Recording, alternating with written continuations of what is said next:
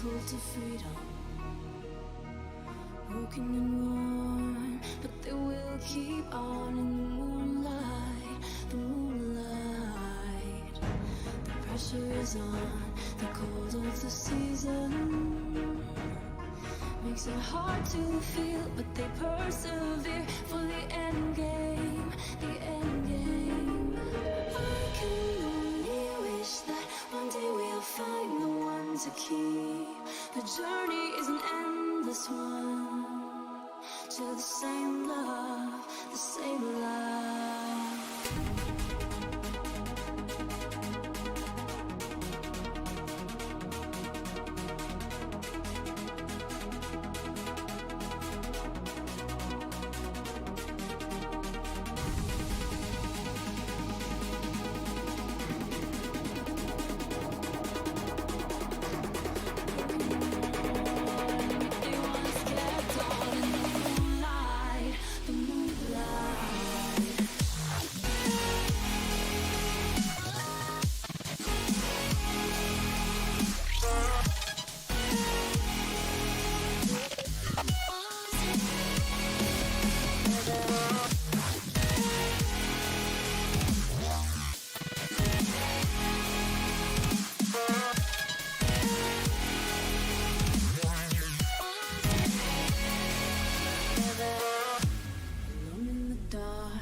Travel to freedom,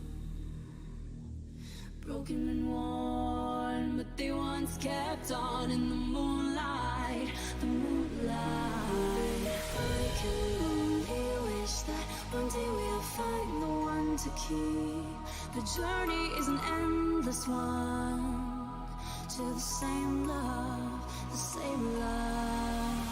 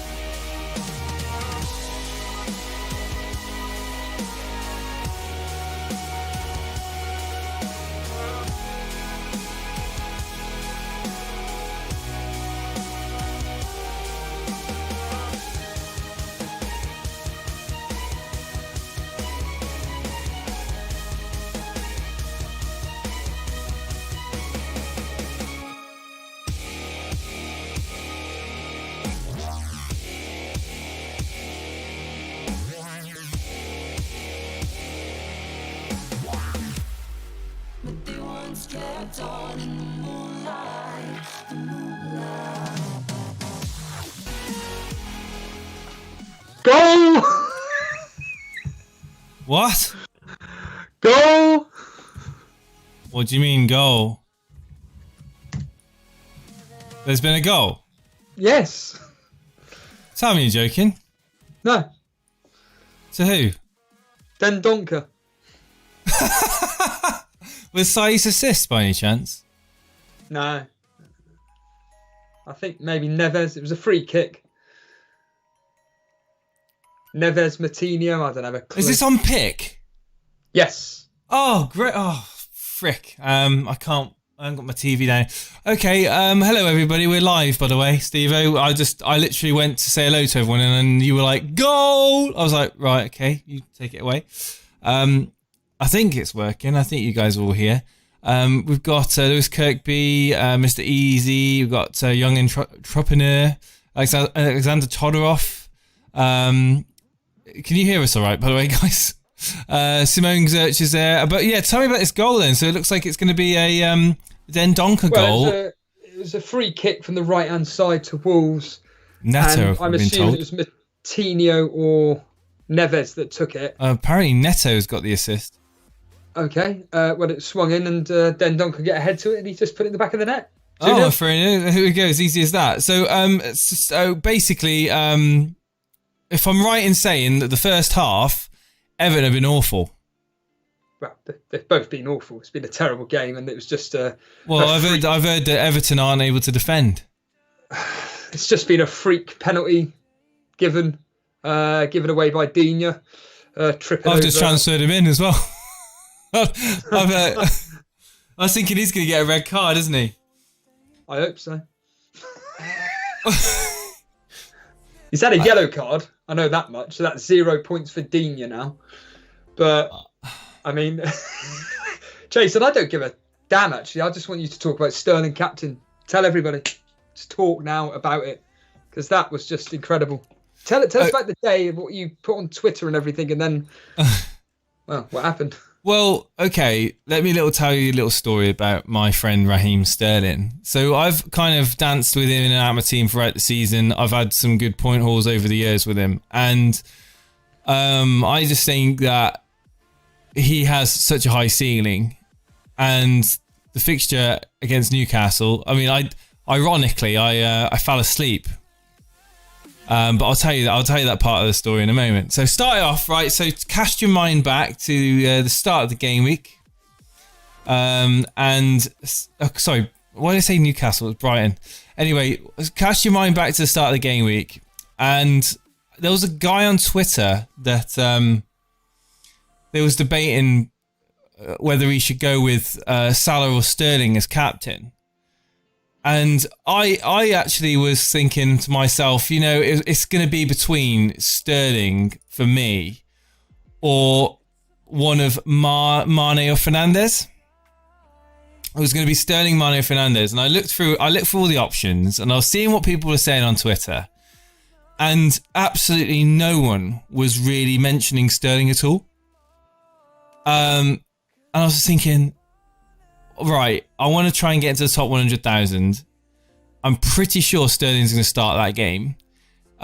Brighton have been looking pretty open and leaky, and I thought they're going to have a field day. And I know that a lot of people were looking at De Bruyne for City, but there was someone on Twitter, and I've been trying to think of his name, and he was basically saying about the history and then basically making a really good point for Sterling.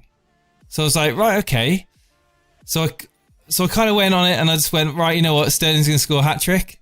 So I'm just going to be, right, I'm going to captain Sterling, vice captain Fernandez, and you can tell I haven't prepared this statement.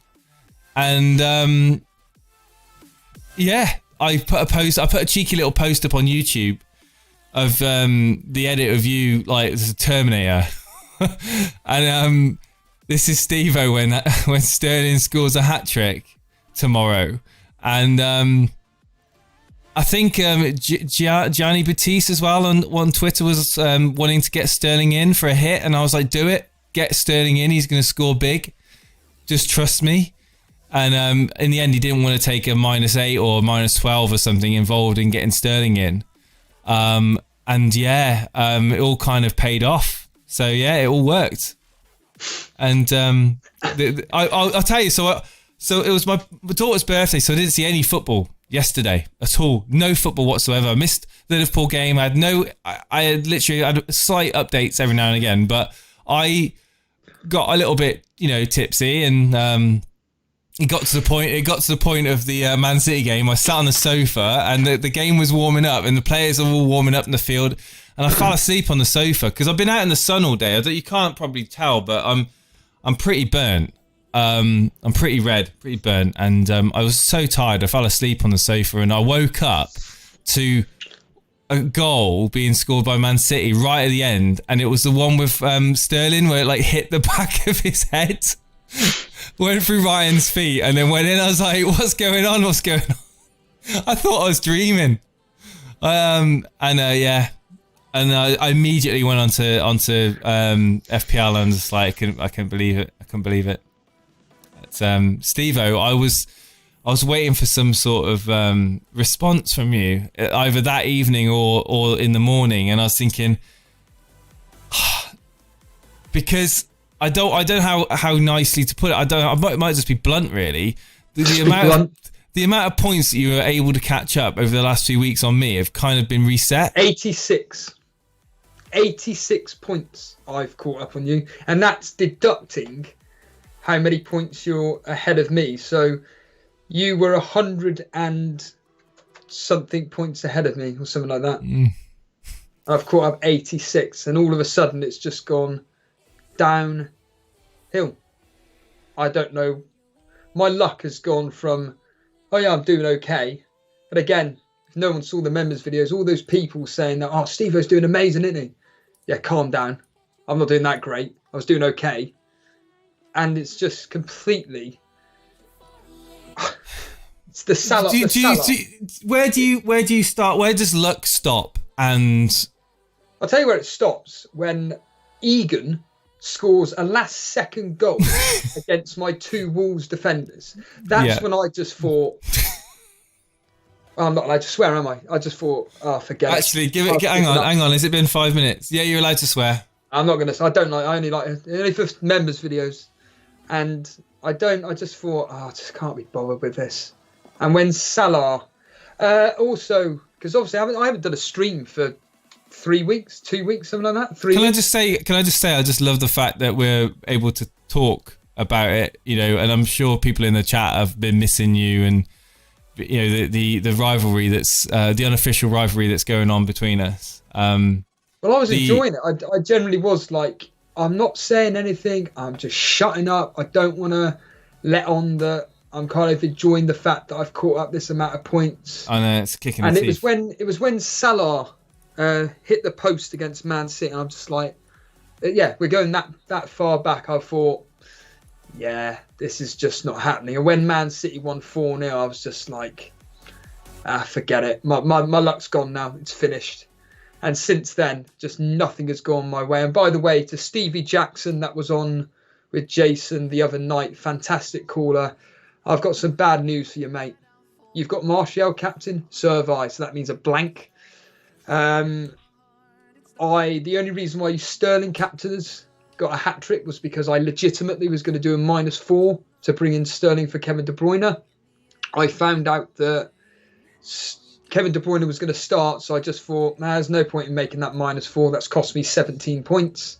I was never going to captain him. I wasn't going to captain him. I was sticking with Martial because I've got a sheet of paper which you may have seen on Twitter. I didn't quite work out the numbers. Right, so basically, I don't want to reveal it live on air because it's just going to backfire. But all I can say is that it's still gone the way of the pattern that I've seen. It's crazy. It's really, really weird.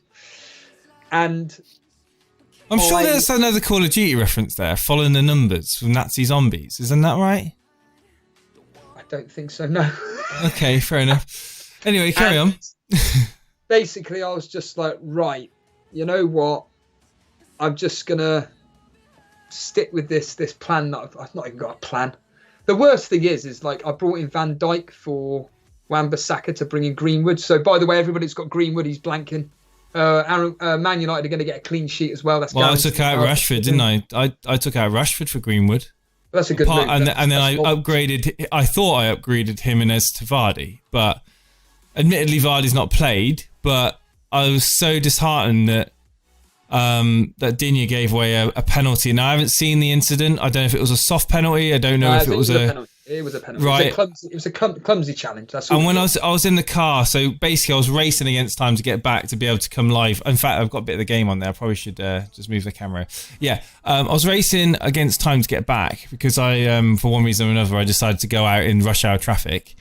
And I heard on the radio that a penalty had been given and Jimenez was stepping up to take it. And I prayed to the FPL gods that Pickford was going to save it. I really did, because having taken him out, I'm pretty sure Vardy's now going to blank away at Bournemouth, even though logically... No. Vardy will get his goal. He'll get his standard goal today. That's a guaranteed. Okay. Well, I need him to get more than a goal to make those transfers, or Greenwood to go crazy. That ain't happening because I've got him in. Remember that. Just remember that. The thing is, I've already brought in Digne, and I'm kind of questioning whether or not that was a good move. Well, I was going to be for Lascelles. I brought Digne in for Lascelles. Well, this is the thing. Like, again, this is going to my pattern form, and the pattern form has been proven right again, specifically with Digne. That's why I brought in Van Dijk instead. That worked out well for you. I mean, as a Burnley result, extraordinary. But you know, when it's like gee whiz when it comes to West Ham. Like, you're a realist, and us getting anything from Liverpool was going to be a miracle. And yesterday was a miracle. Nick Pope pulled out some extraordinary saves. And the irony is, of course, that Trent was benched. He comes on, and that's when we concede. That's when Liverpool conceded. From a fantastic strike by Jay Rodriguez. I mean, it was beautiful. But my well, whatever. Van Dijk losing his clean sheet. I just can't make it up. And yeah, it was pretty poor, really. The fact that I've said it along. I mean, a lot of time it's Salah he needs so many chances to get goals. Or gifts handed on a plate for him from poor defenders. I mean, he has, in my opinion, him and Mane are very similar, and that's why I've not jumped at the chance to try and get Mane out of my team. I did think about Antonio for West Ham, actually, Mane to Antonio, but because I'd already done a hit anyway, I just was like, I can't do any more hits. It'd just be crazy. But we all know what Antonio did. Is that someone you were looking at, Stevie? Nah. Is that a position? Is that a position up front? Yes, yeah, but right. Let's just get this off my chest, shall we? Right. Fixtures aren't bad. If I had done that move and let's just say, for argument's sake, he blanked. Not that I've been streaming, but people would have been going, why would you get rid of one of De Bruyne, Mahrez, Salah, Fernandes, Martial for Antonio? If I'd done the move and it pays off, well, it pays off. But who the hell am I going to get rid of out of those five? Seriously, for Antonio. Let me just bring your team up for reference purposes. I've had my team up now. And I'm just looking through. So since Gameweek 32, the Man City game, I've just gone downhill. So specifically for the James Bang Mini League, like I said, I couldn't care less about overall rank. So Gameweek 33 was the week that I took Pulisic out for Mahrez. Again, I'll hold my hands up. I mean, Mahrez would be the one that I would probably take out for Antonio. And then you've got what? Against Brighton. a few. Well. No, you wouldn't. You had wouldn't. no guarantee that Mahrez was going to play 90 minutes or start, did you? But I would never have expected Antonio to get more than one goal against Norwich. I mean, it was a relegation fight, and if Norwich had won, there was a chance, a very small chance, that Norwich could stay up. But they've given up. They're useless. They're absolutely shambles. And Antonio getting those 4 goals. I mean, how easy were each goal? It's just an embarrassment to Norwich. Wolves in with a chance there, but. What? Do you think there's more goals in this game, Steve? Only an hour played, just over an hour played? I expect Everton to score because I've got double Wolves defence. I was about to ask you if you are worried that Wolves will concede. But having looked at the same game as you're watching, I don't see why you should be. I mean, Wolves are pretty comfortable in possession, to be fair. Again, I wasn't expecting that against the Arsenal game. When Wolves played Arsenal, I wasn't expecting either team to score, but Arsenal were just more clinical. They scored 2 fantastic goals. I wasn't expecting against Sheffield United. Again, a goal out of absolutely nowhere. And like I say, my luck is just non-existent in fact. In fact, I've just got no enthusiasm for this game whatsoever. It's just like, yeah, I'll flame and watch whatever, listen to whatever, but I just like, whatever. And just looking at the team here, like I say, you've got Mahrez. I brought in for Pulisic, hold my hands up. I wish I just didn't do it in the end because I said that I wasn't going to do it, but I still did it. And then that was game week 33. Since then, Pulisic has been scoring goals for fun, albeit. Hold on a minute here. We've got a goal line decision system in play here, where the ball didn't cross the line, and that was from the effort from Jota. Yeah, that was miles. Yeah, it was nowhere near, man. No, it wasn't, I can see that without the use of goal line technology. What I was going to say to you, I completely lost my track of thought now. Of course, on a minute, and then game week 34. Where, of course, I captained Salah for the past 2 game weeks. He did nothing, and then he comes up with an 18-pointer. De Bruyne, the most obvious captaincy pick for that game week, goes and gets 7 points, whoop-de-doo. And then this particular game week, nothing's gone wrong for me, per se, apart from Van Dijk. Waiting on Fernandes, Martial, Greenwood and Ings tomorrow. But there's nothing I can say about this game week. Ings, I wouldn't expect anything from Ings. Away United. I'm expecting a 2-1 victory to Man United. Mate, it's going to be a clean sheet, tell you now. It will be because I got put a bet on it, mate. It'll be 2-0 to Man United tomorrow. There with a I might put a bet on that. 2-0 Man United. With Greenwood to score. Of course I'd say that, says Jason. Yeah, well, no, I'm being deadly serious. I thought about Ings, but it was that fixture tomorrow night. I just thought, nah, you ain't getting nothing away at United. They're very good away, and Man United aren't that great at home. They seem to, I don't know what it is with United at home. They're just. We'll see. The Brighton game, yeah, the week after. I mean, closing off the season, it's not bad. I certainly just wouldn't be expecting much. Any news on Holgate anyway? Is he expected to play next game week at all, or is he close to being back to full fitness? 1 minute, we've got a player through at the moment, and of course my screen starts messing up, so I have no idea what's going on. Jason, what's going on with the Wolves game? Mate, well, I'm about 30 seconds behind you because you're watching it live on TV and I'm watching it on Now TV, which is like delayed. So give me a second. Of course, my aerial starts playing up. Basically, the ball's been played through. Yeah. I'm assuming that's Jimenez. He's coming through. Pickford comes out really, really quickly, but I believe it's just messing up my aerial now. I can't see a blasted thing, but it's probably as a result of this Everton corner. Is that right? And then they break from it. It looks like it is. It wasn't Jimenez. It was Neto, I think. Oh, Neto slips, or was it Dendonka? Oh, I don't know. I know nothing about football anyway, so I don't care. But either way, it was Diego Jota. It was Jota. Yeah, it was Jota. Yeah. And he's through and he slips. Yeah. Good tackle by Pickford though.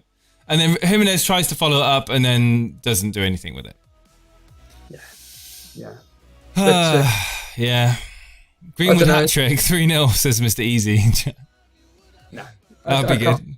Dreamland. I can't see, like I say, Greenwood, can I see scoring? Yes. But it's the Steve-O curse, like in virtual FPL.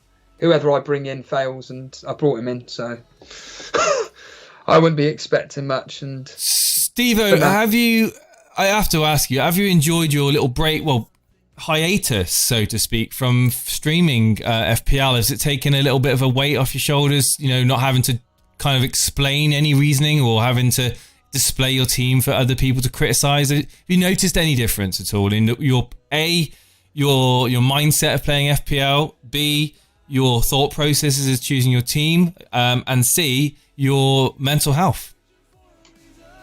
Number one, have I noticed any difference? No. Have I missed the streaming? Yes. Has it affected my mental health? I've always been the same with fantasy football. So, for example, when I found out the result yesterday, it's the usual story. I had to check what the score was, and I saw it was Raheem Sterling. I'm just like, genuinely just like... It does affect your mental health. I don't care what you say. I mean, it would be the same as if if the roles were reversed. You blame yourself for not choosing, like, Antonio. Antonio, like, is another one. Like, I'm thinking, why did I ignore people that were telling me to get Antonio in? Simon Bellamy on WhatsApp was telling me to get Antonio in for days, and I was like dismissing him, saying, "No, mate, no chance of me getting Antonio in." Yeah, but carry on. I more think about the mini league more than anything, and like our rivalry, whatever. And I just think I had whatever points. I think it was 40 points ahead of you. I was in the James Band mini league, and it's cut down by 10 because of Raheem Sterling. And that's what I think more. I'm just like, you just can't make this up. All the like decision making transfers, it honestly does not go around my head. Oh, should I do this? Should I do that? Why didn't I do that? I'm not really fussed about that. Once you set your team, you don't regret. No, because it's my decision making. If I was to go on like doing the streams or whatever, and you've got X person saying do this, and I don't do it, and it comes through, I think, oh, why don't I do it? It's just I don't mean to be rude to chat, but I don't even read chat anymore. I don't bother. It's just a waste of time, and that's why I just cut my streams so short. Is that because you're worried that you're going to take off your thought process and jump onto a bandwagon or jump on someone else's opinion Yeah, Whereas you've researched it yourself, you've made your own decisions, stick to them. Yeah. And, if it goes badly, at least you can say that you were happy with those decisions. Yeah, at least you've got an argument as to why you did what you did. Like my pick for Mahrez or whatever, like he was in form, he was doing really, really well. Comes up against Southampton, and Man City in general were just terrible. McCarthy was on the form of his life. And certain captaincy decisions have all been logical. There's been nothing wrong with my captaincy decisions whatsoever. And they've just not come through. There's nothing I can do. And all this talk, like you said about Antonio, do you really think I'm going to drop Salah against Burnley, Fernandes, Martial against Southampton? You can only play 5 midfielders, can't you? Yeah, precisely. That's it. If they let us play 6 midfielders and 2 defenders, I'd be all over that right now. But it's I think the 3-5-2 is serving a lot of people well. Especially with the likes of Greenwood being so cheap, Ings, there's a lot of money that is available with Greenwood really for that powerhouse midfield. There's no strikers apart from Greenwood, Ings, and you could probably say Vardy now. That are performing. Everyone else is just absolutely useless. It's just midfielders that are scoring, and they get more points. And they get more points. So yeah, and you can only have 5. And unfortunately, of the 5, I keep picking the wrong captain. So it just gets a bit boring when you have like week after week of just when you think you're doing well. No, it just gets very, very, very frustrating. I keep saying Mr. Blue Nathan in chat, I will read it out. FPL has changed the way I look at football, and it has brought some highs and a lot of lows. I mean, it does change the way you look at football, whether you like it or not. A lot of people, before playing FPL, they concentrate only on their own team. And why would they look at other teams? Why would they care about other teams, especially the players? But as a United fan, I found myself caring about team news of Liverpool, Arsenal, players that I hadn't really heard of, or fringe players I'm more interested in now for their teams. And I'm thinking, hang on a minute, now I'm more... as my identity kind of been sort of stripped away as a United fan, because I'm spending equally as much time researching and watching other teams, and celebrating goals from other teams. It's weird. It's really weird. Like, I think mentally there's a lot to be said by what we've been doing in Discord with the community. I think if you're having a bad time in fantasy football and you're able to kind of share with other people, I think that really does relieve a lot of your stress, knowing that a lot of people are in the same boat as you. Because this stage of the season, you've had a bad game week. You can guarantee there's a high percentage of other people that are in exactly the same boat as you, because there's not going to be that many differentials in teams now. Not at all. A lot of people have Man City assets that didn't do anything, Liverpool assets that haven't done anything. There's loads of people in the same boat as you. Some of those people are in the top 1,000 in the world. But unless you're in this bubble and you think it's just me and it's always happening to me, why is my luck so bad? I think it's great to get onto different platforms and talk about it to others, and I think that's what we're seeing in Discord and other places, and in chat as well. Just to basically be reassured that there will be highs and there will be lows. Just remember the highs and forget the lows. But when you're in a competitive mini league like we are, it's and you're surrounded by your rivals, and then you get, like I say, just so much convoluted nonsense. But I mean, regarding like how fantasy football, I've already done this on a members video, but so close by Digne, is that? The ball swung in. I think it was Baines onto Digne. No, he's due to score next game week, not this game week. Is that, whatever player. Oh, it was offside anyway. Yeah, I'm watching the free kick now. I'm slightly behind you. Digne is giving me more courage owning him for next week. He's really coming into the game now, says FPL Bruno. I'm looking forward to hopefully getting something from him next week. When I say next week, it's not next week, it's in a few days' time. But do you think that... I know this might be a silly question. But do you think that because we've got less time to prepare for game weeks at the moment, less thought is being thrown into player selections, or do you think the fact that everyone's just following the crowd and everyone's just bringing in? I'm personally finding it easier to make picks. It's just the fact that none of them are coming through, because you can just see the form and you can't guess people's rotation or anything like that either. That's another difficult one. I mean, take yesterday, I mean, going on your point about fantasy football ruining my football experience. Oh, yeah. Like, I was more goal. Yes, we have a goal. It is, whoever that is, Jota, I'm assuming. An absolute wallop of a strike there. Who got the assist? Ball played across. I have no idea. I think there's I don't know. I really don't know. Boona thinks it might be Jimenez. It's not Jimenez. I think it may have been the right back for Wolves. It's played across. Jota chests it down. Whack! Right on straight through Pickford's near post. It's Neves. Oh, shame it's not Saiss. Oh, okay. Shame it's not Saiss. That would have been nice. Oh, yeah, it's a beautiful goal. It is, yeah. Oh. What do you think of Pickford? Do you think he should be saving that? Is that his near post? Is that his near post, man? Yes, I do think he should be saving it, yeah. I think he's had a shocking game. Like, you know, that one where it went for his legs and he kind of scrambled it onto the goal line. I mean, I think he's had a poor game, Pickford. He should be saving that. He should be saving that. Near post. Yeah, that's poor. But yeah, how like fantasy football affects my football experience is just take yesterday's result against Liverpool. I should be ecstatic we got a point. I was more annoyed that we scored because I missed out on that clean sheet. That's the honest truth. Because I expect my team to be doing well against the rubbish teams and terrible against the good teams. We never seem to score against the big teams. Then all of a sudden, although ironically, I did say to a guy at work, here we go, Traore in the burst. Go on. Oh, he's been challenged. Good challenge there. And now he's gone down injured, Traore. He's only just come on. And there was a guy at work who's a Liverpool fan. I said, well, ironically, we always seem to score at Anfield. What happens? We score. So, yeah, I just find it more FPL just frustrates me from a mini league point of view. And I just see everything as points.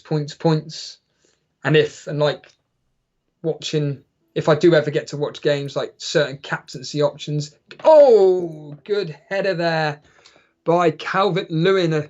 Again, a Calvert-Lewin, a player who everybody bangs on and on about. I don't think he's scored a goal, has he, this Project Restart? I haven't seen a goal from him for ages. Let's find out. I mean, it's just interesting getting your views on it, really, because like we haven't really spoke much over this last few weeks, at least anyway. Obviously, you went. How was your journey down to Devon? The weather. You couldn't have picked a worse time to go, could you? It was like rain and wind. Yeah, it was terrible. The actual couldn't believe it, really. Yeah. He's not scored since game week 28 at home to Man United. Well, there we are. Oh. But at before that point, he was on a bit of a roll. Yes. He had 5 goals in 6 game weeks. You know, it's pretty good going. But then since game week 28, he's been pretty much like useless.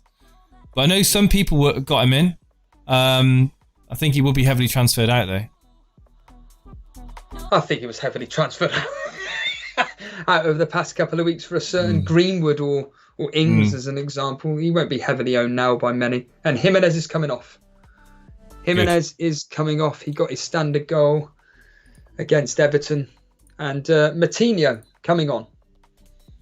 Oh wow! I've just been sent a screenshot by a friend of mine.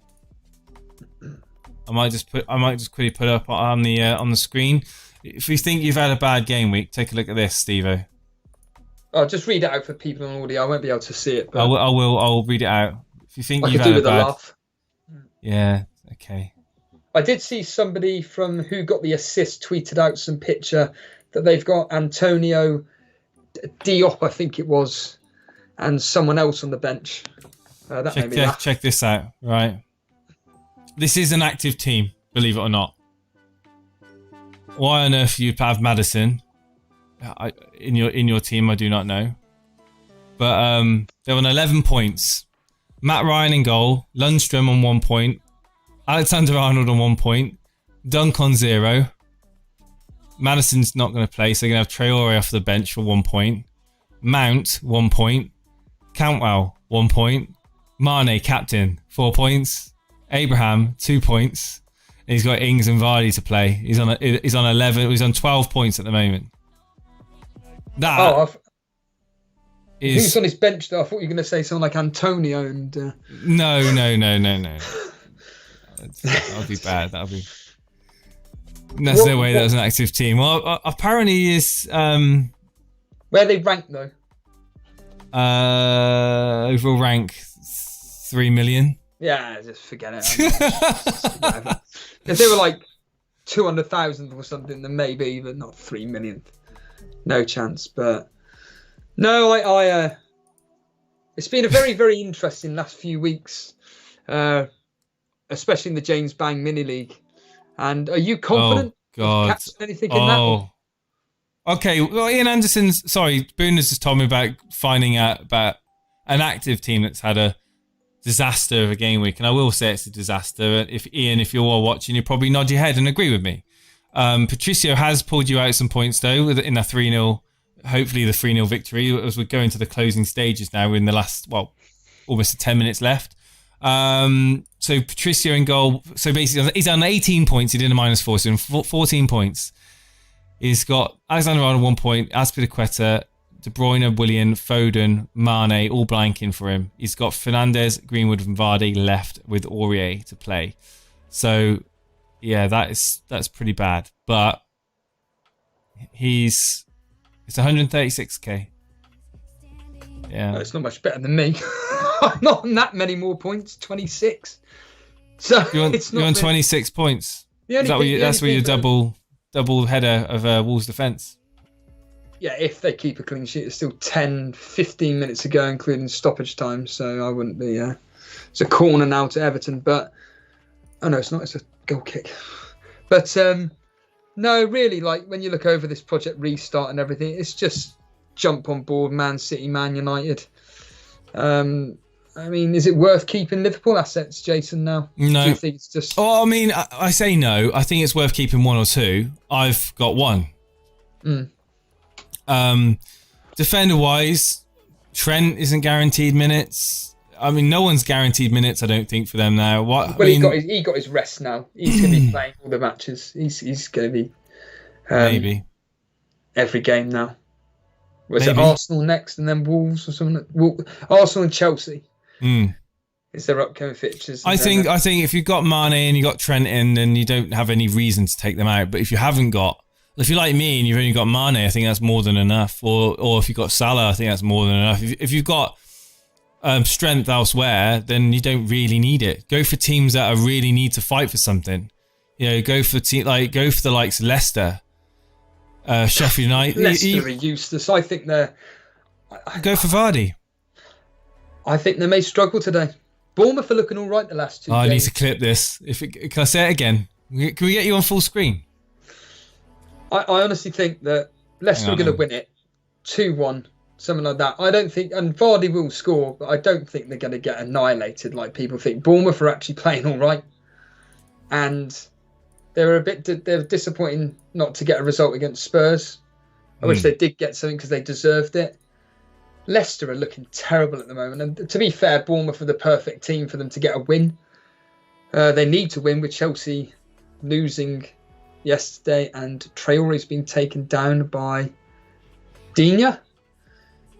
Tell you what, it's a chance that he could get sent off. Not for this challenge specifically, but for... I don't want him sent off. Oh, he's gone down with cramp, Digne. So Digne's just gone down with cramp now. But yeah, I don't know. Do you think Digne transfer in for a lot of people, including me? Do you think that's a bit knee jerk? No, I was going to do it. I was going to bring him in. It was either him or Van Dijk. I went with Van Dijk because he had an easier fixture. Mm. I mean, turns out that I got 2 extra points. That's it. So there's no real difference from my point of view. I'm just personally hoping this game is seen out as 2 clean sheets to for myself. We've got 7 minutes left. Digne's coming off. I don't know if he'll be subbed though. I doubt it very much. It's just cramp. But I mean, he's holding his hamstring. Well, he had the old the old stretch of the leg, which would indicate cramp, wouldn't it? Cramp, but maybe he's got some. Maybe he's just got a tight hamstring. Hopefully, it's not. Maybe it's just hopefully a little strain. It's not an actual pull. Well, if Everton are down to 10 men.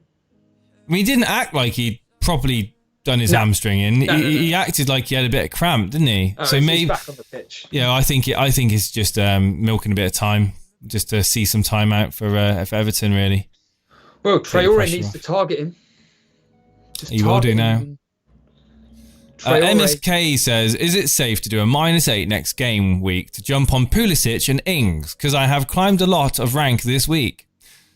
Jump on for who? Who are you taking out for Pulisic and Ings?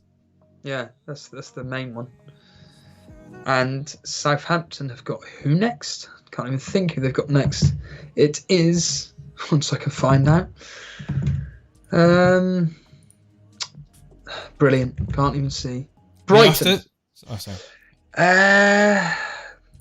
Jimenez is on 1 bonus point at the moment as it stands.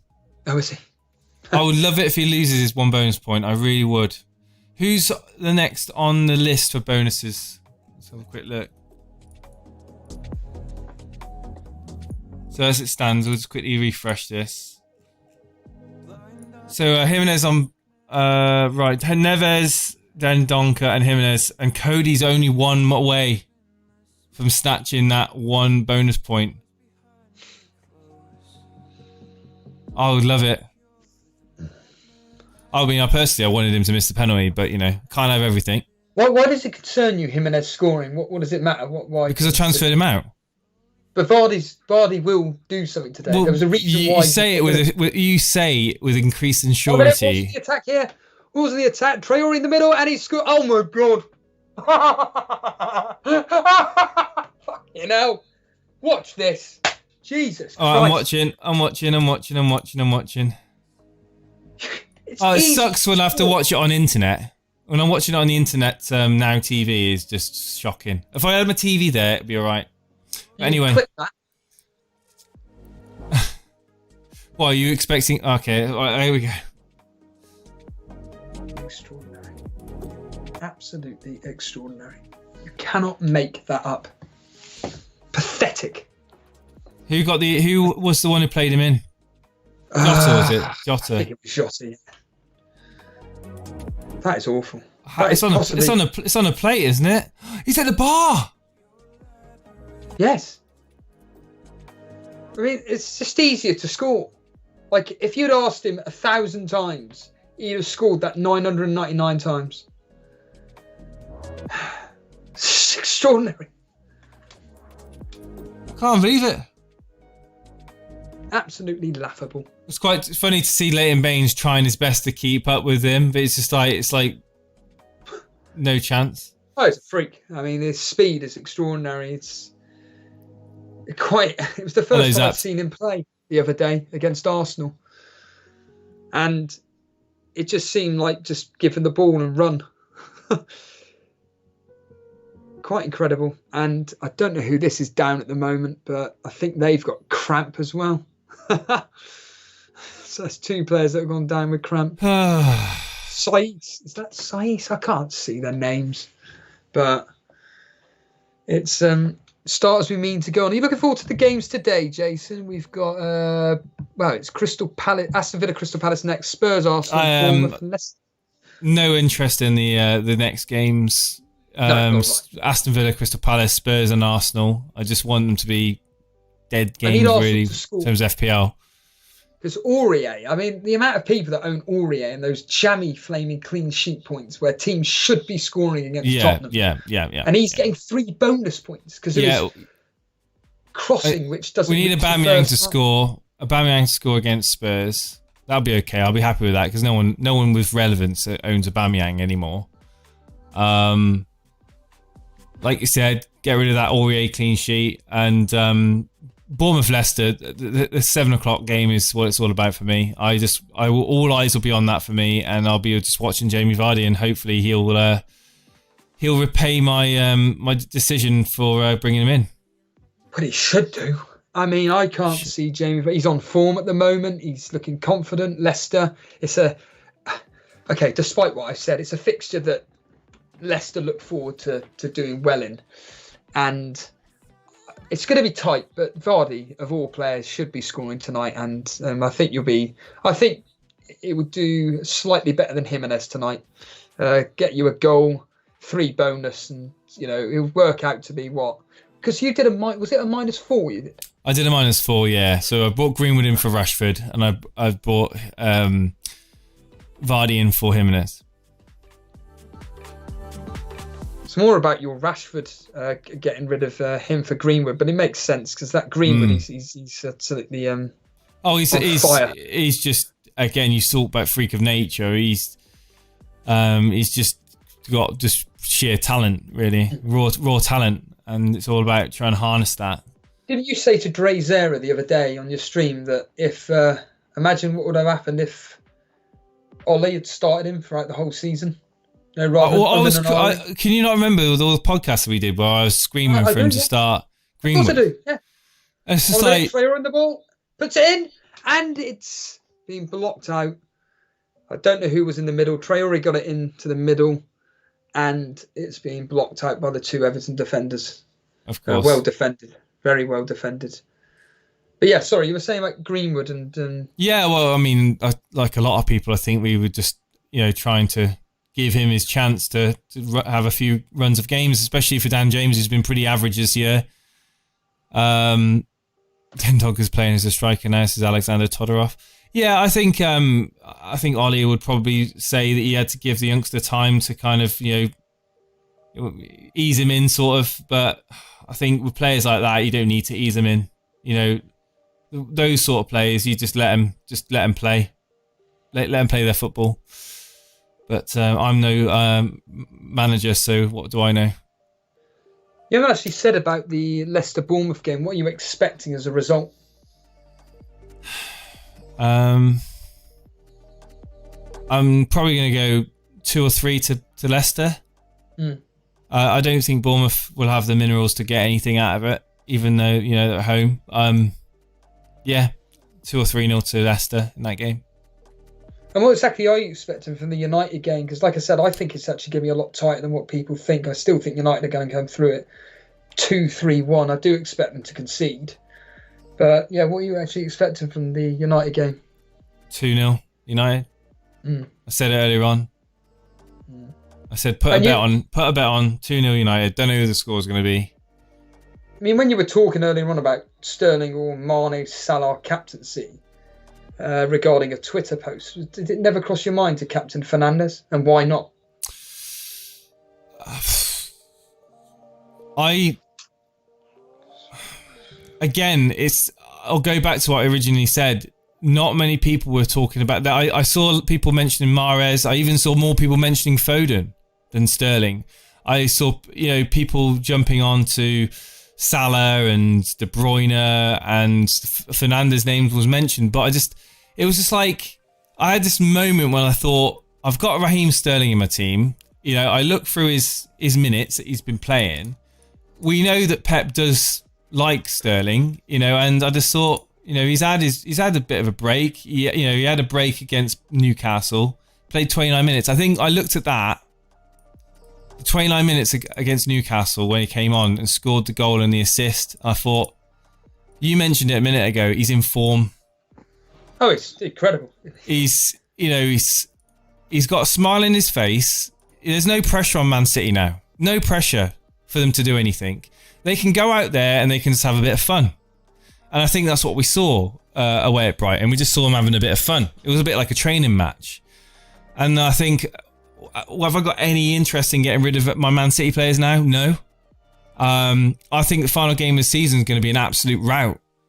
Man City, Bournemouth. Man City, Bournemouth. At the end of the season, if you've got your triple cap, now it's because we're talking about Bournemouth. Norwich, Man City, Norwich at the last game of the season. They're out for the count and they're awful. I think Man City could just go have a field day in that game. Maybe even 7-8 goals. I'm genuinely thinking 7-8 goals. Yeah. And I think if you got your triple captaincy, I'll be throwing it on one of the trio of KDB, Sterling, or Mahrez for that game. Definitely. Well, I don't know when to use it. I'll use it for the final game of the season, mate. Yeah, but I'm more thinking of free hit for that particular game. Because of the team use, and there's a chance that there's a very high chance that there'll be lots of rotation. And I mean, someone's asked you a question in chat about Man City attackers. It's Teddy. If you want to answer that, Teddy saying about Man City, this is for you specifically. Hello, Jason. What are your three-man City attackers that may start against Bournemouth, bearing in mind the FA Cup game is next Saturday? 3 Man City attackers that may start against Bournemouth. Bear in mind the FA game is next Saturday. Sorry, Jason. The game has ended 3-0 to Wolves. So well done, Steve-O. Well done for your double clean sheet there, dude. Yeah. That wasn't sarcastic. I was genuinely clapping. That makes up for last week, to be honest with you. The answer to your question, Teddy, obviously with Pep, you never know for sure, but I would imagine that I'm going to probably go... I'm thinking Mahrez is going to get rested. I think Bernardo Silva on the right, Jesus in the middle, and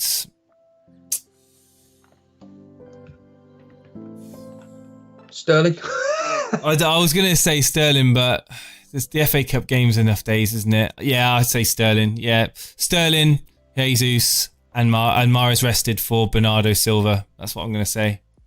Yeah, they're up against you, Arsenal, isn't it? But it's you're always a bit. I was going to say you're pissing in the wind when you're trying to select a Man City squad, especially at the best of times. At the moment, it's even worse because the games are so close together. So, good luck with that. I'm going to say it. Yo Dre Zera is in chat. Back home and I'm watching it on the big screen. Onto what you were saying earlier. I always feel FPL is a journey. And you should be bold in ups and downs. The Elite FPL community makes it worth it. There we go. Plug in the community. Get on Discord, guys. If you've enjoyed the stream so far, please hit that like button and subscribe if you haven't already. Hit the notification bell to be notified when we go live. And look forward to members-only content if you are considering it. Any other questions here? So the guys of 1, 2, 3 in the world, are you on 17, 13 and 23 points at the moment? So plenty of us in a good company have bad game weeks. Absolutely, Harbour Boy. Of course, going back to what I said about a lot of the template players not performed this week. That's why you see a lot of meltdowns on Twitter when they're not getting hauls when other people are. Going to bring in Jesus for Bournemouth, says Zain Hussein. Not a bad idea. I mean, Jesus actually was unlucky against Brighton. Really, I thought he played quite well. I'm normally one to criticise Jesus as a kind of a B-rate striker, and they shouldn't be at Man City. But I think he had a good game. Will Digne play versus Villa, or is he injured? I think he'll play. I think Everton can't afford to have any more injuries in their defence. They're going to have to start playing their under 23s at this rate. I think he had a pretty poor game, Digne, though. From the bits I've seen and what was told, and I'm just seeing that penalty back from Jimenez. Why did he score that penalty? Why couldn't he miss it? Vish says Jesus gets lots of chances due a haul. Steve, it's probably good to mention then. So next week, we were kind of looking about doing a joint stream, but obviously next week you're going to be working. Is that right? The simple answer is there's no chance that I could do it, I'm afraid. Yeah. So it's impossible. Yeah, we have very narrow windows of opportunity to stream together at the moment, guys. We both work full-time jobs, so certainly up until the end of the season, we're probably going to be very few and far between getting us on the same screen. So this is a rarity at the moment. Anyone watching, and also take advantage of being able to ask Steve-O questions as well. Hello, SA Sports Fanatic. There you go. Answer that one from Dara. Go on. Is it worth taking a -4 to bring Sterling, Pulisic, and Ings for Jota, Mane, Emerson, Maximum? Why would you? Oh, no. See what it just blows my mind that why I'm going to do a James from Planet FPL. Why would you get rid of Sterling, Pulisic, and Danny Ings for Jota? No. Read the question. Oh, to bring in Sterling, Pulisic, Ings for Jota. Yes. Yes. There we go. Just do it. I'm glad. Buna, the answer is no. Any transfer thoughts ahead of game with 36? No. I'd love to get in Chelsea, but it's just a waste of time. I'm just happy with the team. The thing is, Jace, I'm actually happy. It's the first time I'm going to do a bad. Mr. Reed, if you're watching this, I'm going to do a Basil Fawlty. For the first time in my life, I'm actually happy with my team. Like those two. Talk us through your team. Talk us through your starting team, if you don't mind, so the people can hear on audio. So as it stands right now, Patrizio, Alexander-Arnold, Van Dijk, Bowley, Salah, De Bruyne, Mahrez, Martial, Fernandes, Ings, Greenwood up top. And I just did those moves for the sake of doing those moves, which was Wan-Bissaka and Jimenez out for Van Dijk and Greenwood. I just did it for the sake of it. That's it. Because Van Dijk had a really nice fixture, and I wanted to get Greenwood. That's it. It's as simple as it gets. Because I can't remember who. I think it was actually you that said it on your stream that you'd rather watch a Man United game with 3 attackers than wanting to see if they may get a clean sheet. And I always think that Man United always 100%, mate. 100%. I mean, it was. I believe it was one game under David Moyes that United crossed the ball 81 times, and it was just sideways football. And now that's incredible. We've started to look like the old Man United, and people are getting smiles on their faces. I used to hate watching the football United were playing, and it wasn't that long ago. And certainly it wasn't even like people would say, should I bring in Martial?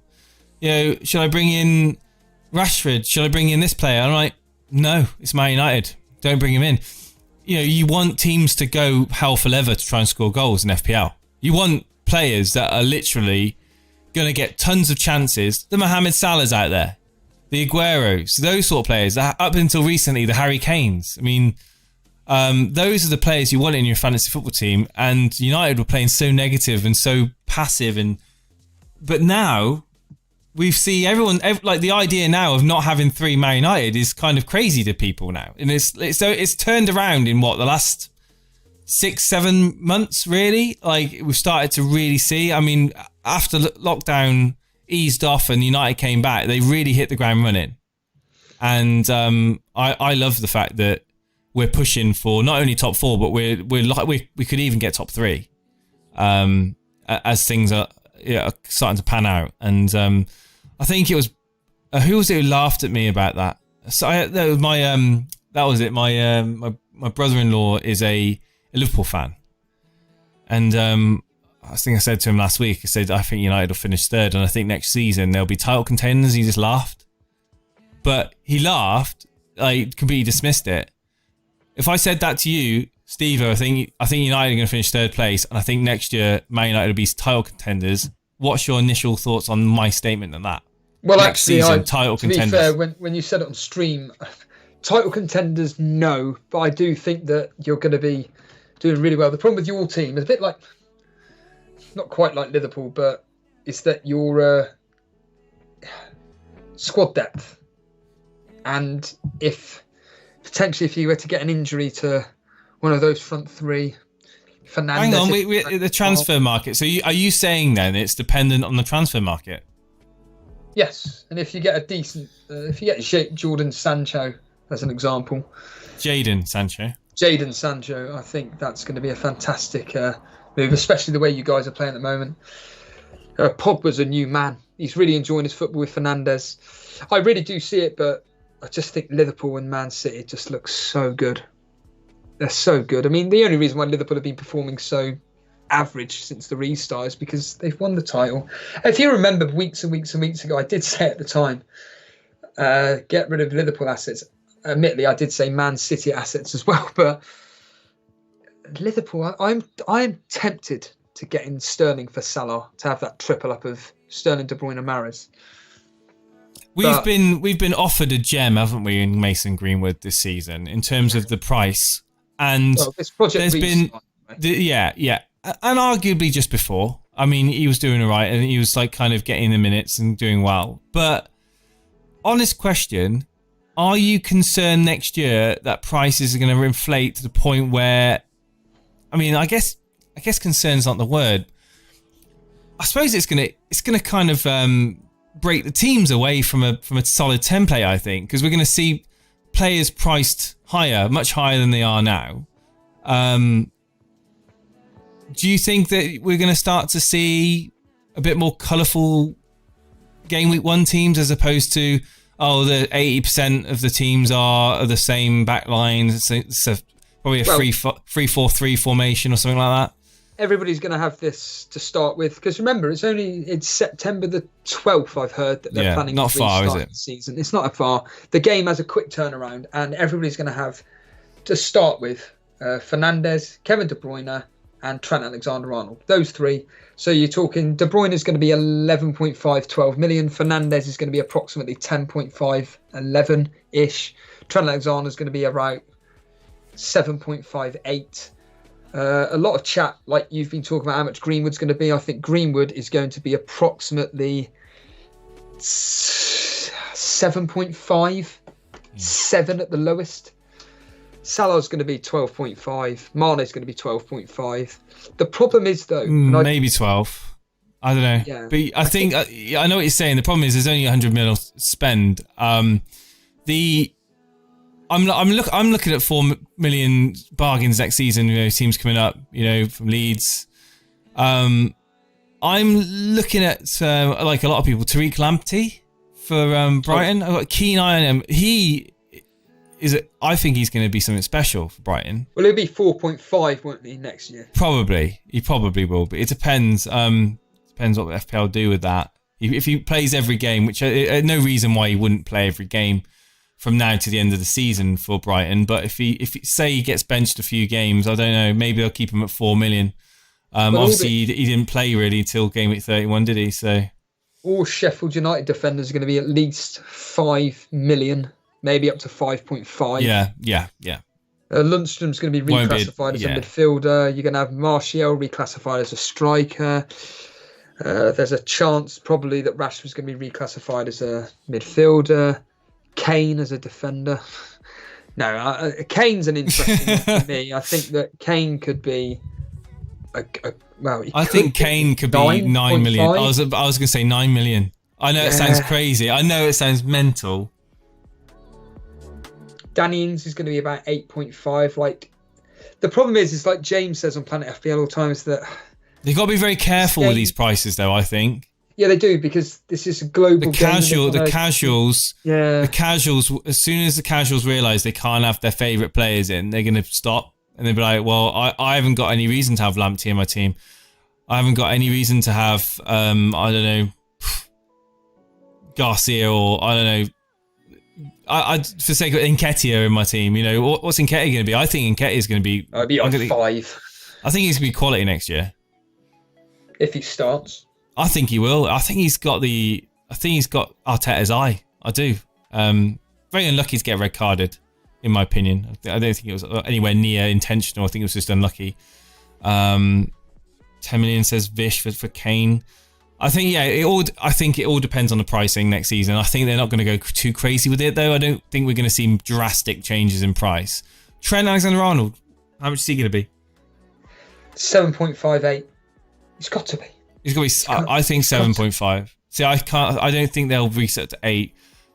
That's a big chunk of your budget in one player in defence.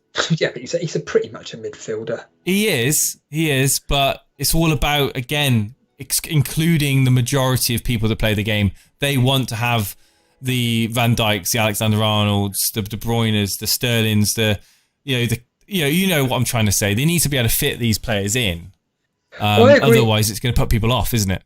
I agree with Boona. It just makes it more difficult with the higher pricing, and I do agree. I just get bored of it. Like you're going to have to sacrifice your premium midfielder, aren't you? If you want to have Trent in, you're going to have to sacrifice your premium mid and bring in someone else. I'll be going 3-5-2 no matter what. But like I say, like I'm in the same dilemma now. Salah, De Bruyne, Mahrez, Martial, Fernandes. Yeah, I could play around with a few bits and pieces, but having that power 5 or whatever, if I was to take Mahrez out and bring in whoever, you just know Mahrez is going to explode, especially with a very good fixture. I'd be mad to get rid of Mahrez ahead of Bournemouth.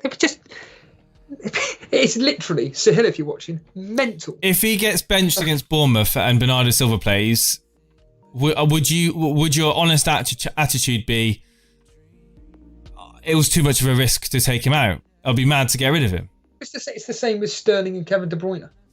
Like, I thought, can I see Man City winning 5-0? No. Can I see him getting 3 goals? Yeah. Kevin De Bruyne, there's a high chance that he'll get something. He got nothing. What did he get in that game? Nothing, or 1 assist? I can't even remember. Who's that, sorry? De Bruyne last night. What did he get? He got 2, didn't he? No. He got, what, 2 points? Or yeah, 2 points. Well, he didn't even get a clean sheet. I'm assuming he got 3. He got 3 points. Sorry, yeah, he got 3 points. He didn't get nothing. He didn't get a goal or an assist. Sorry, no. You know, he just can't make that up. You know, it's Sterling getting a hat trick, as fortuitous as the third one was, as comical as it was. Yeah, you know, it's. I thought he was going to go for that Gaza that Gaza finish when he flicked it up. Yeah. Ran around the defender. I thought, oh my god, this is going to be. When I saw the replay, anyway, because I was actually asleep at that point. You know, when he fell over and he just like everything he touches turns to goal. Yeah. Oh, we got another question for you specifically, Jason, Mr. Popular today from MSK, because Jason got a captaincy right. You're the Don't ask me questions, mate. Don't put me on the spot. Don't put me on the spot. My brother's got a question for you, Jason. He's asking, should he do a -8? Oh, for God's sake! So it's not even free transfer. It's a -8. Right. So automatically you're taking away 8 points from your game week score to bring in Sterling, Martial, and Ings for Mahrez, Rashford, and Son. No, I wouldn't do that. I think you might be blinded by the Sterling hat trick too much there. A -8. If you're doing a -4, I'd probably be like, yeah, go for it. But a -8, who are you going to captain if he does it? If he does that, is he going to captain one of those 3 players? If he isn't, then don't do it. If he's going to captain, Sterling, maybe. Well, Boone is saying that he's going to be captain in Sterling. It's a I don't know, man. Where are you in your rankings? Where are you in the mini league? 8 points at this stage in the season is really important. And the players you're taking out, Ings, who I've just said after this Man United game, I think he's on got good few fixtures to get some good points and goals. And Martial. Sorry, you are bringing in Ings. Sorry, I misread that. So it'll be Rashford and Son. I mean, Son, you can ask Boona. Son is a waste of space. Rashford. Tottenham full stop. Rashford. I mean, I'm thoroughly expecting tomorrow night Rashford to get a brace or something, purely because I've been patient with him, and then I decide to take him out for a -4. So what's going to happen? The law of average is going to probably mean he's going to probably end up doing something. I think for -8, that might just draw even for you. So I'm trying to change my mind now. Play your own game, but if it was me, I probably would do those moves. Jimenez finishing in 2 bonus points. Oh my god. He's going to get 2? No way. How has he got 2? That's annoying. Well, like I say, Vardy will score today and get you 3 bonus. Well, I hope so. I hope so. I really do. Yeah. If I had Roman Saiz on my bench, there's Alexander. Why did you have him on the bench, man? Calvert-Lewin hasn't scored since blooming January. Oh, it's not quite that long, but you know what I mean. -8 is only worth it if you captain one of the transfers. Bilal says, I agree. If you're going to bring in Sterling for a -8 and captain him, go for it, mate. 100%. If you're going to captain Sterling, do those transfers. MSK's brother. So yes, bonus 3 Neves, bonus 2 Jimenez, and bonus 1 Dendoncker. Dendonker's had a good return, hasn't he? Not that anyone... I had him in 1 point, but just as a playing cheapie. Am I right in saying he scored 2? He's had a few clean sheet points, and he's got an assist, I believe, this game. Oh, he got a goal, sorry, this game. Let's have a quick look. He's he got a goal. He got a goal at Aston Villa.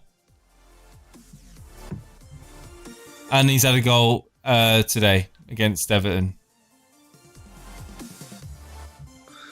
The question for you, Jason, is: are you going to take out Sterling, bring in Dendoncker? Well, are you going to be jumping on the Chelsea bandwagon? They're up against Norwich, and Chelsea are not looking happy.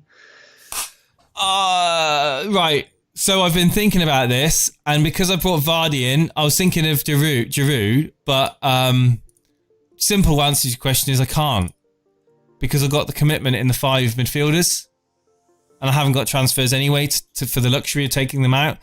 Who am I going to take out? Oh, I'm going to do a Steve-O. Who am I going to drop out of Sterling, De Bruyne, Martial, Mane and Fernandes? Arguably could drop Mane. But then why would I really bring in Pulisic for Mane, and Mane's got away at Arsenal, and Arsenal I think are going to get battered by Liverpool. No. I do.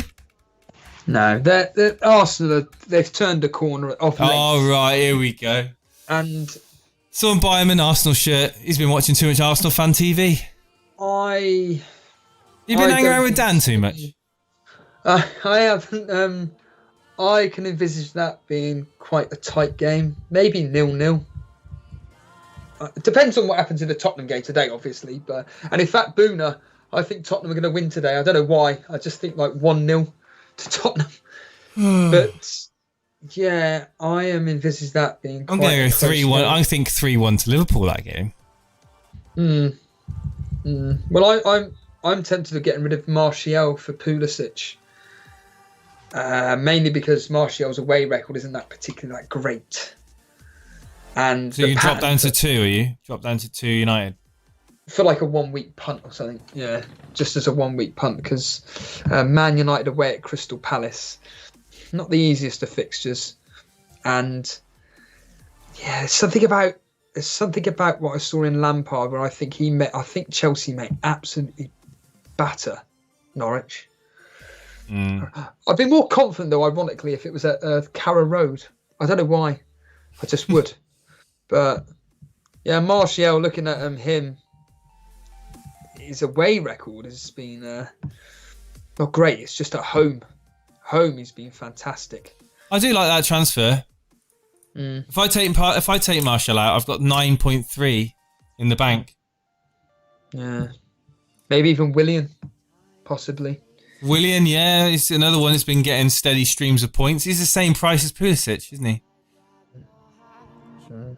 I don't know. It's a -4 though, isn't it? It's the whole. Do I take a -4 to take out Martial? This sounds crazy to me. So I'm probably not going to do that, even though I do see why you're considering that yourself. Well, Alexander Troy, I think I'm the only guy who didn't own Salah or Mane since Project Re. It wouldn't even matter if you own them or not. They haven't exactly teared up. And Mane, I mean, you must be very disappointed in Mane since Project Restart. He's done absolute jack. He has.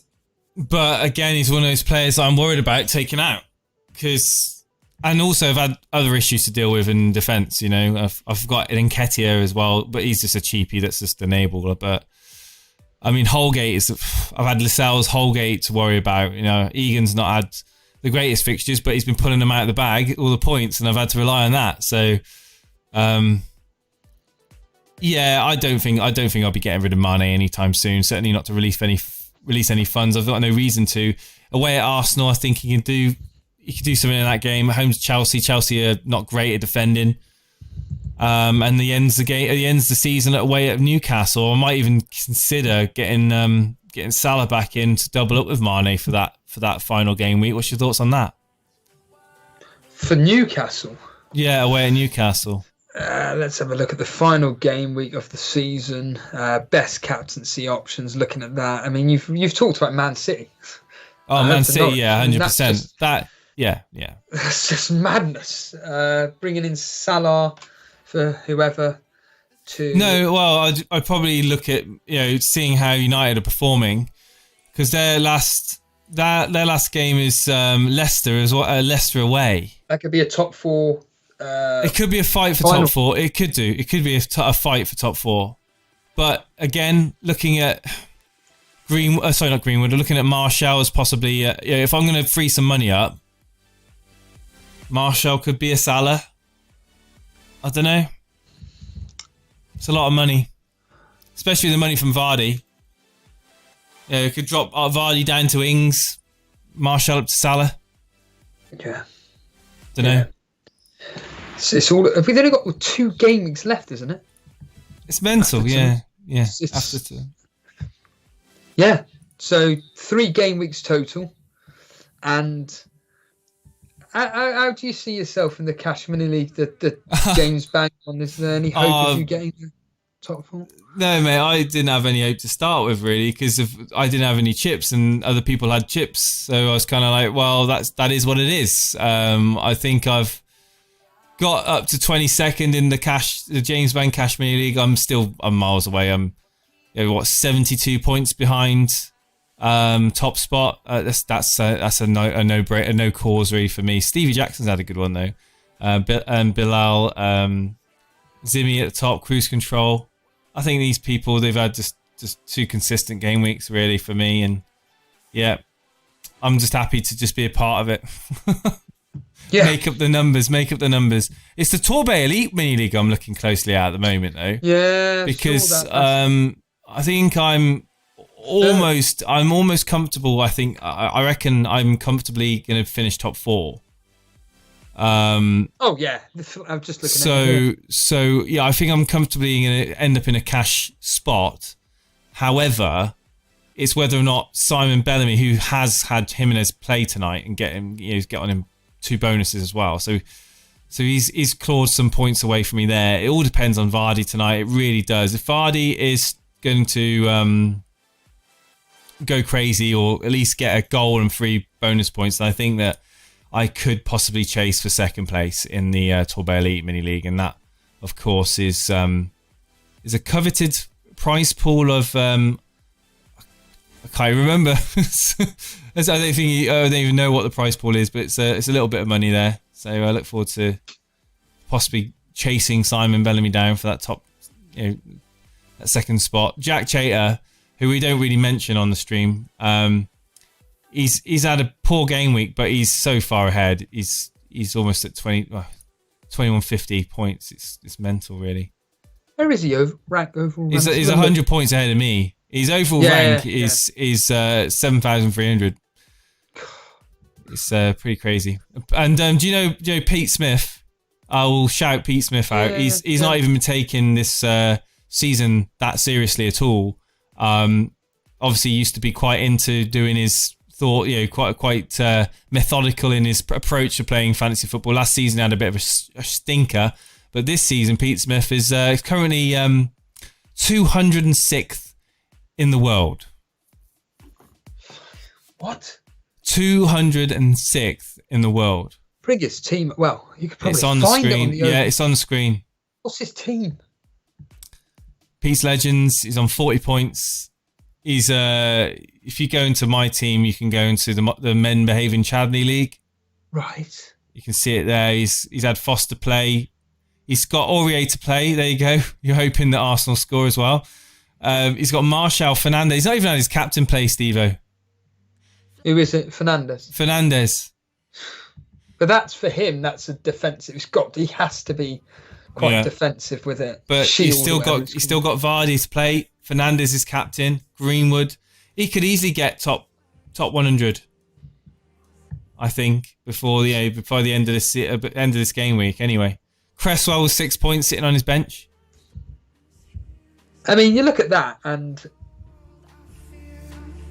I look at his team, and I just think it's pretty much. You recognise it, don't you? Yeah. Again, everyone's got very similar teams. I mean, some people don't have Vardy. Some people have Jimenez instead of Vardy. But I'm surprised he's gone 3-4-3. A lot of people are going 3-5-2. No Liverpool, yeah. He obviously, he has. He's got Trent Alexander-Arnold, but he doesn't have any Liverpool attackers per se. So obviously he doesn't feel the need to have at least one Liverpool midfielder in his team. But he's used that money to have a triple up of Greenwood, Vardy, and Jimenez, and a very strong midfield, and again attacking fullbacks from Liverpool, Tottenham, and Wolves. There, Doherty, Aurier, and Alexander-Arnold. So I see the reasoning behind it. I think Aurier is a good pick, to be honest. I'm slightly annoyed that I didn't bring him in. It's crazy to think he's the same distance of points as you are to Jack Chater in the Torbay. He's 100. I know, it's crazy. 20 odd points off top spot. Just, I mean, well done to Pete. Gonna bring him in for the Elite Challenge League next year. Well, I'll ask him if he wants to. He's got to. He's not really into doing money leagues at the moment, because he says that when he joins the money leagues, he takes the game way too seriously. It takes over his life. Get him on. We'll have an argument. We'll have another. We'll see. Great. Fantastic. Palace have scored. Hooray! Good. Who scored? Sacco goal, Milivojevic assist, apparently. Or Aston Villa that bad? They've allowed a Sacco to score. Jesus. Wow, Milivojevic assist. Someone's saying even? Oh, no, it's just 1-0. Yeah, it's 1-0 to Palace. Don't think that really matters from a fantasy football point of view, though. I want to ask you actually on air, because because we never speak specifically when it comes to football stuff. I want to ask you about what the hell is going on with the referees and everything, because hearing certain streams that you've done, and it's like, for example, the Fernandes penalty the other day. There was another instance regarding Rashford. I don't understand. It's just again, I've tried. I mean, nobody likes to criticize. Let's be honest. Nobody likes to criticize referees. You know,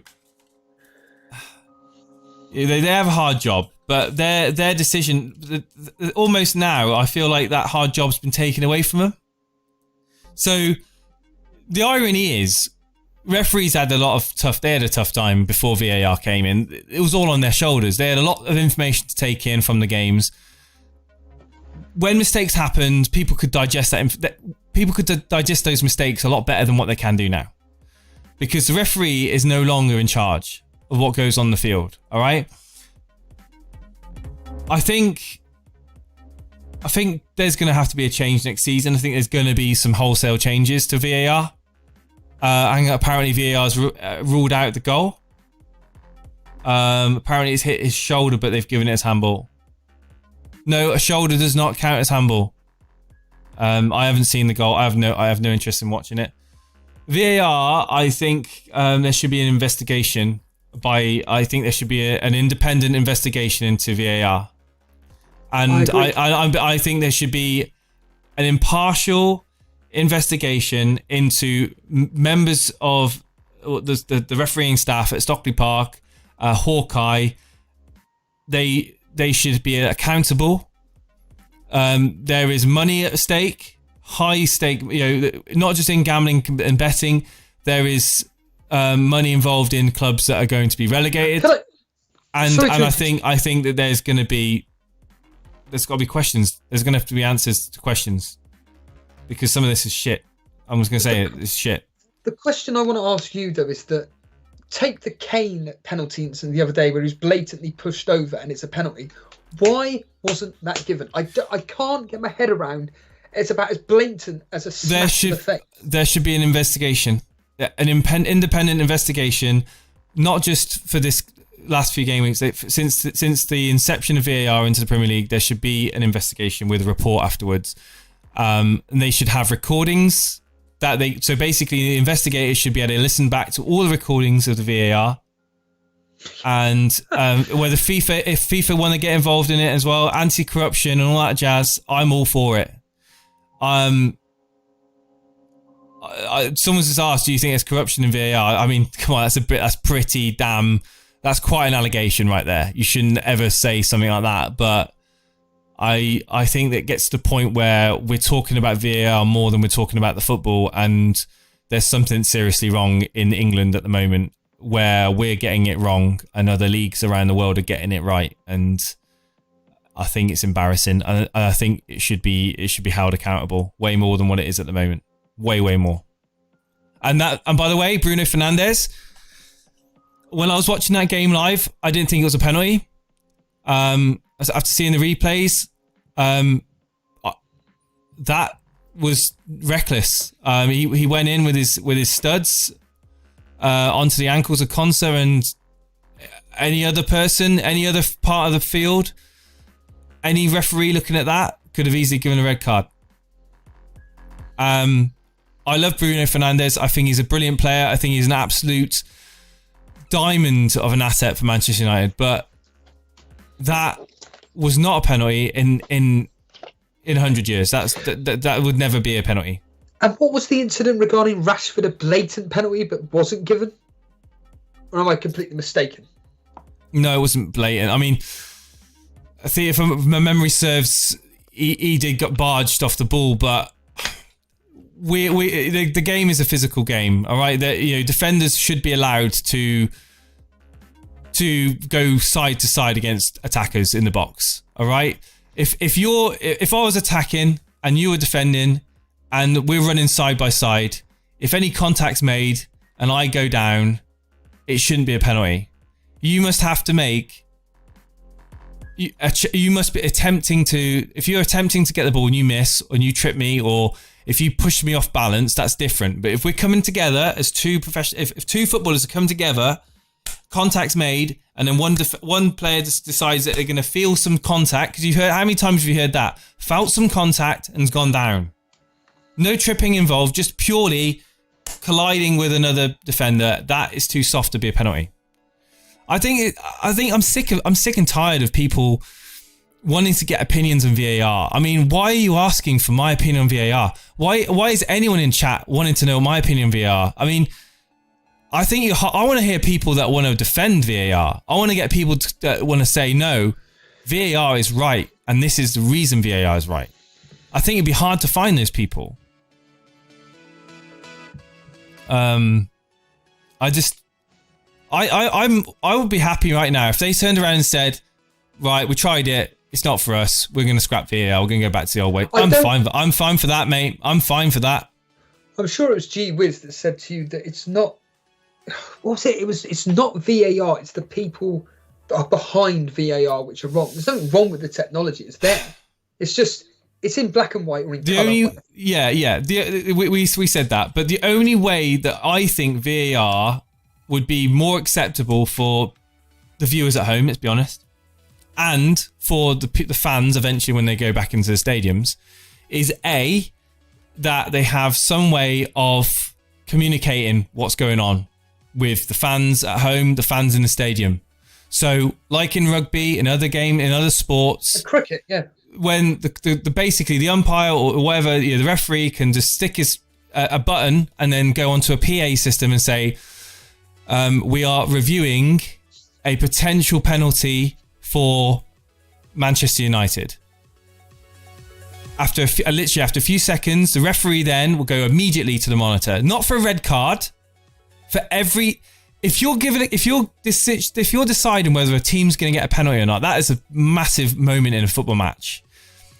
The referee should be over to that monitor and should be the one that makes the final decision. Then he can say on the intercom and whatever, contact was made for the attacking player, resulting in a penalty. Blah blah blah blah. Everyone in the stands can see the referee doing it. They get an announcement on the tannoy. They understand exactly what's going on. The players know what's going on. People at home know what's going on.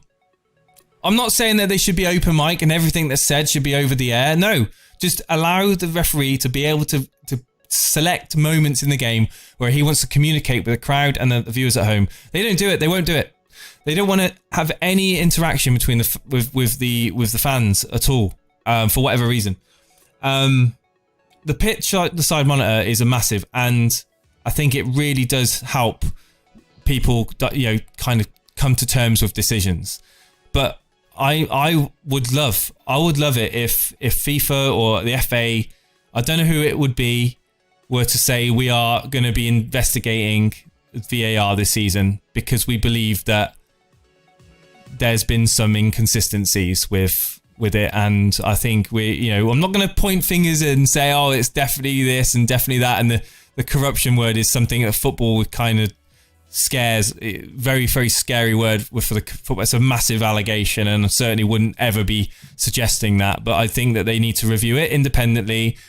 Call it a review if you want to. I'll call it an investigation and come to the bottom of what's been going on, because there's so many points of this season where you can't just put it down to a new system that's been put in and it's teething. This is getting to a point where every week we're seeing not even 50-50 challenges that have been wrongly rewarded. We're seeing blatantly wrong decisions. And it's getting embarrassing. It's embarrassing. That's my thoughts on it anyway. Yeah, very well put. Do you want to talk about the members stuff, Jason, and tell the audience what we're thinking of moving forward with members content? Because I think it's important for us to discuss together live on air our thoughts about members only content, etc. Okay, so first and foremost, it will make no difference for people that have no interest in becoming a member. If you have no interest in becoming a member, I'm fine with that. Steve-O's fine with that. We're all cool with that. But let's turn the music off. So, as anyone, money makes the world go round, okay? And if we ever want to get to the point where we can take hours away from work, and I've said it all along, dedicate more time to this channel, we need a steady revenue stream that we can put back into not only the podcast, but into our work, into our lives to be able to do it. Now, some people want to help us with that, and those people decide to become members. You can become a member by being a $1.99 playmaker. $1.99 a month will give you access to pretty much exclusive member videos. The grassroots membership as well will give you access to members only live streams. So this is a fork in the road. We're not yet at pre-season. It's very important that we get your opinion as a viewer of us, but we're still quite new when it comes to the FPL world in terms of the YouTube landscape. We need to do this right. We need to make sure we make the right decisions.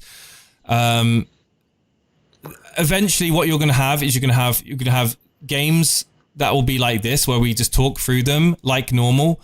We're going to have previews coming back. We'll have reviews coming back, which is everyone and their dog does that on YouTube. There's nothing new there.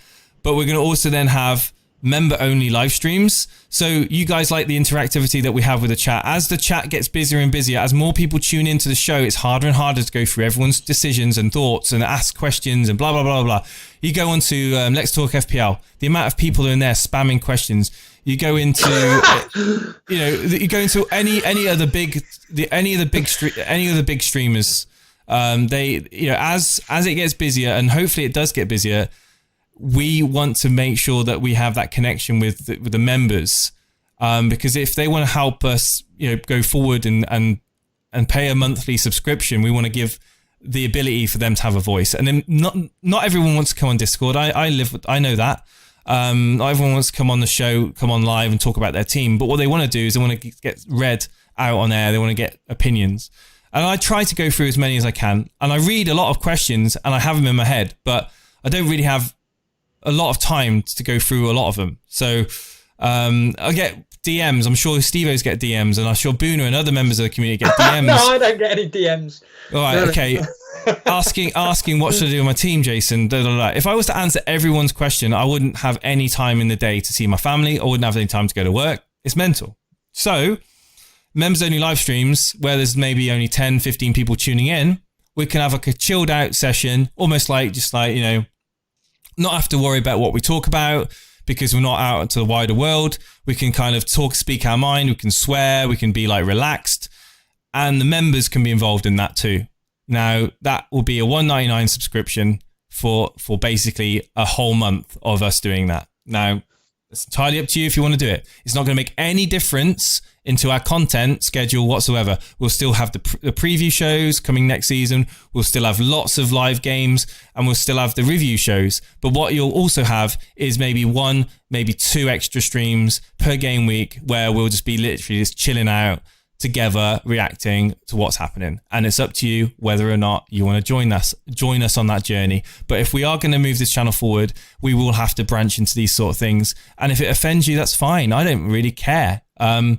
You know, I don't care if you don't want to, if you don't want to become a member. It's not going to be any skin off my nose. If you just want to stay just being a viewer, cool. But we need to do something, and this is the moment I think that we're going to do it. What's your thoughts on Chris's question there? I would not mind being a member. My issues are communication, the waiting rooms. They sound too complicated to me. Also, knowing when you're on air. I understand I refuse to use Twitter, though, etc. I think you're the best person to be answering that, specifically about the waiting rooms in Discord and... Yeah. So, right. So people that don't know Discord can get quite freaked out by it. It's obviously anyone that's not been tech savvy or using communication applications might get a little bit of like what's the word I'm after? They might be fearful of it. I think that once you get your head around Discord, it's incredibly easy. It's very, very simple. There's tons of waiting. There's tons of text rooms, and that's something we need to talk about with the moderators as well. We need to make it easy for people to navigate through Discord. I think there's so many text and voice channels that are unnecessary that can just be grouped up into different areas of Discord, just so people can join, find out where we are, come online. If they want to come on air, they can come on air. The main thing for Discord for me is not for getting guests on air at the moment. We're getting so much content in Discord that isn't being broadcast on air. That there's some of the discussions and the friendships and the rivalries that are in there are just amazing. It's a great place, and as it grows and grows, it will become more of a feature on our shows. And I'm not quite sure what the question really meant, but the members streams and things like that. That's kind of going to be another avenue for people that just want to just kind of chill out in a smaller sort of room. So imagine like right now we're in a large room full of people and they're all shouting. Imagine the members only live streams are just basically going back to us 2 years ago where we're sat with 7 people and we're just chatting to them. See, I don't mind that. Well, less than that. So. You know, 5, 7 people. I don't mind that.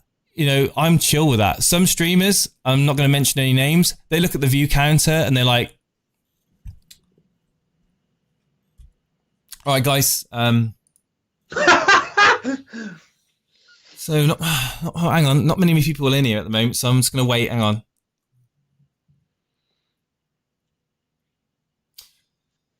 We've got 10 viewers yet. Guys, can you please tell your friends and family that I'm streaming right now? Because I'm not going to say anything until we start. Yeah, and it's like, I think you get into that sort of attitude, you're setting yourself up for disappointment. I mean, I'm happy to have 5 people watching. I'm happy to literally talk to Boona, to talk to Bias, to Paulie. It's fine.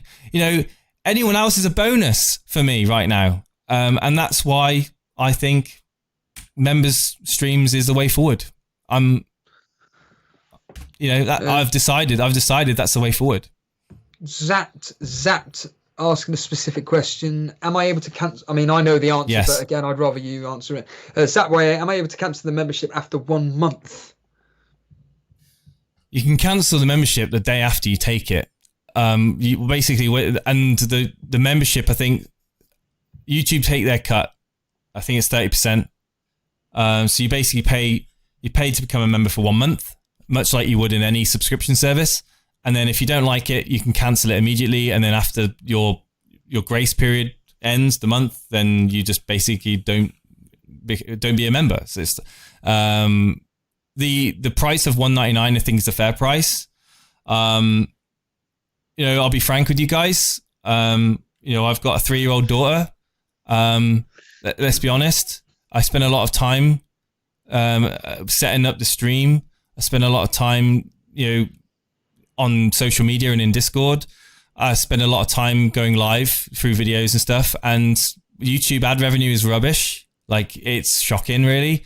Like, we get like £1 for a video max. I think you're being generous. It's about 4p, isn't it? Let's be honest here. So yeah.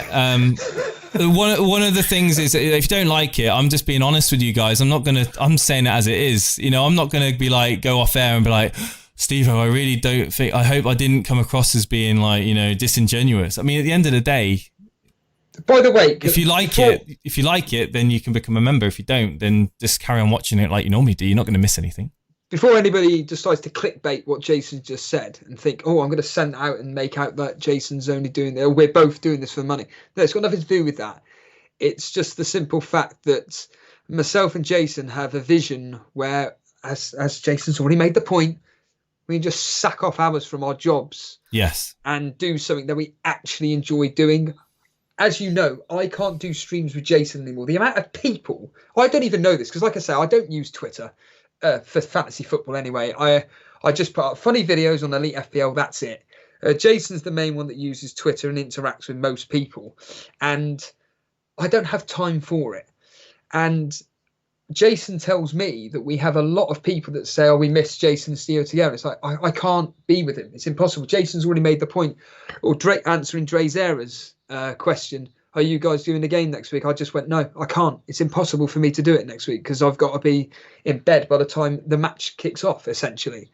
And without sounding like a flaming charity, with your guys' help, there's a possibility that I could, for someone like me, be able to go, oh, we're bringing in enough money now where it can cover a shift off work. So I can sack that off and I'll be able to work with Jason a lot more. And Jason's got big plans for this channel. The more and more we take off. And I'm not going to lie, I do envisage us going places. I mean, we've been, thanks to you guys, I'm smiling because it's fantastic. We're one of the finalists in the fantasy football video category at the Football Blogging Awards. Like, Jason, seriously, like, what? That's mental. After like what, a year on YouTube, like properly like this? And even then, we've only been doing this, like the setup now, since November, December last year. Yeah. And we've been nominated. I'm in my kitchen. Steve-O's in his room. He's only just got internet 2 weeks ago. I'm in a room sat on a wooden chair. And it's something special that myself and Jason have built over the past year and a bit. And I just really enjoy it. But unfortunately, over the past 3 weeks, it's been impossible for me to stream due to commitments to work and everything. It's basically impossible. And yeah, the more and more support that we get, the more we can give back. So we're in a weird position, really, because we're in a little weird position because we know we've got a lot of loyal followers and a lot of like viewers that come back each stream. Like, we're getting, like, let's be honest, we're getting about 100 viewers at the moment. Oh, mate, start of the season, who knows what might happen? It might blow up, but we're not big enough to be able to rely on organic revenue for the stream, but we're not small enough to not do it. I'm gonna do a members exclusive type moment now where I'm not gonna lie, everybody. Myself and Jason within the YouTube like community or whatever you want to call it are absolute nobodies. We're at what, 3,400 subscribers? Let's be real here. It's nothing compared to certain channels. And ironically, though, within the FPL community, we're pretty big. You know, I would argue that when we go up against certain channels, big channels, we hold our ground. Oh, my goodness. The amount of analytics I look at regarding when myself, whether it's a solo or doing it with Jason, or whether Jason's live doing it as a solo, when we're up against some of the big channels, as a percentage, we do pretty bloody good. And that tells more about you guys that enjoy the content that myself and Jason bring you than it does about anything else. And I find it quite extraordinary that we hold our own. And I just can't believe that the second myself or Jason hit the stream button, we're guaranteed a minimum of 80 people watching, and that's the loyal fans of the show. And this kind of content, I hate that frigging word. The stuff that me and Jason are talking now is pretty much an exclusive into members only stuff, because we want to have open conversations with people. I want to get people, again, another going on to what Jason was saying about people not wanting to come on air and stuff, is that because I get it from a psychological point of view, you're a bit worried that you're coming on YouTube and everything. I get that.